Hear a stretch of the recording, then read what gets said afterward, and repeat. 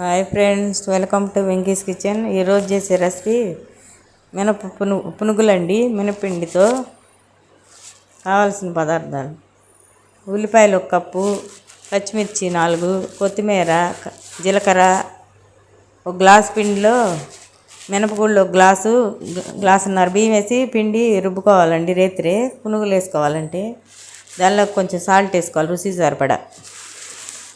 ఇప్పుడు అన్నీ కలుపుకుందాం. రాత్రే వేసి పెట్టానండి పిండి. ఉల్లిపాయలు, 4 పచ్చిమిర్చి, కొత్తిమీర, జీలకర్ర అండి.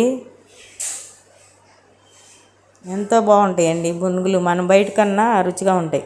జీలకర్ర 1 స్పూను, మినప్పిండి రేతిరే రుబ్బుకుని పెట్టుకోవాలి. అక్కడ కొంచెం పులవాలి, అప్పుడే పునుగు రుచిగా టేస్ట్గా వచ్చింది. ఇంతేనండి, చూడండి పిండి కలుపుకోవటం.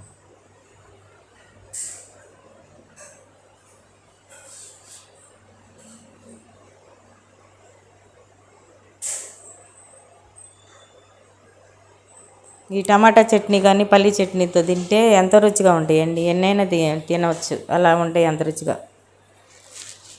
ఆయిల్ కాగింది, పునుగులు వేసుకుందాం.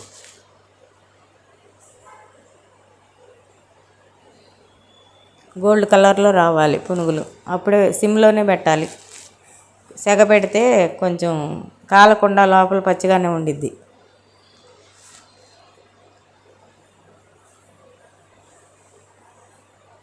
నిదానంగా కాలుతాయి అన్నమాట.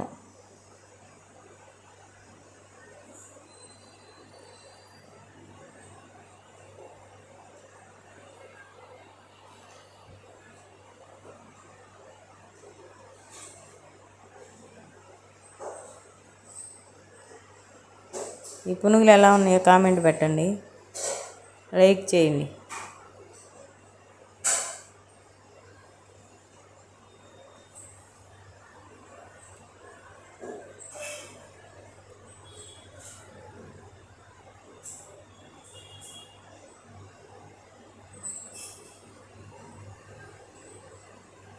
ఇంతే, మనం ఇంకా కొన్ని పునుగులు వేసుకుందాం.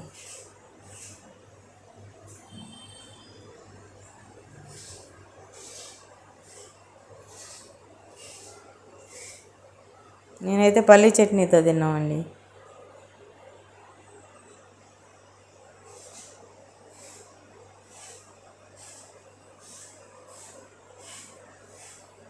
టమాటా పచ్చడి కూడా బాగుండిద్ది.